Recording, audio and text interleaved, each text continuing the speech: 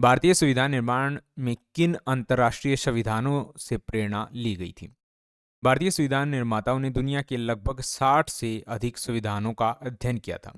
उसमें से उन सर्वोत्तम विशेषताओं को अपनाया जो भारतीय परिस्थितियों और आवश्यकताओं के अनुकूल हो। इस प्रक्रिया को उधार का थैला कहने की बजाय बुद्धिमत्ता का आत्मसात्करण कहना उचित होगा, क्योंकि देखिए जब भारत के अंदर जो संविधान का निर्माण हो रहा था, तो हम पहली बार संविधान बना रहे थे, तो हमें कहीं ना कहीं से कुछ लेना तो था, कुछ ना कुछ पता तो होना था कि किस तरह से होना चाहिए। तो हमने क्या किया कि अलग अलग देशों के अंदर देखा है, अमेरिका, जर्मनी, फ्रांस, रशिया, कि इनके अंदर सबसे बेस्ट चीज़ें क्या हैं, कौन कौन सी ऐसी चीज़ें हैं जो अच्छे से काम कर रही हैं और भारत के हिसाब से सही तरीके से होंगी। तो हमने जो भी अच्छी अच्छी चीज़ें थी वहाँ से वो जो है एक तरह से ले ली और अपने संविधान में डाल ली।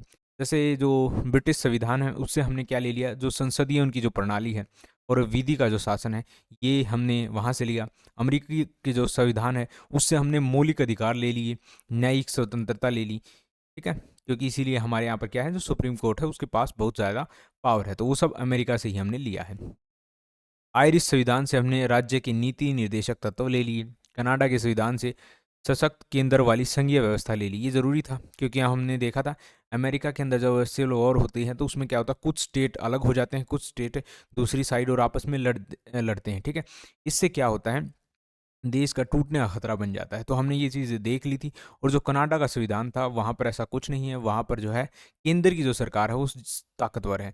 सेम कॉन्सेप्ट हमने फिर भारत के अंदर भी लाया कि केंद्र की सरकार राज्यों से मजबूत होनी चाहिए। वैसे तो राज्यों के पास पावर होगी, लेकिन केंद्र की सरकार उनसे ज़्यादा मजबूत होगी ताकि देश के अंदर किसी प्रकार का कोई भविष्य में खतरा ना हो।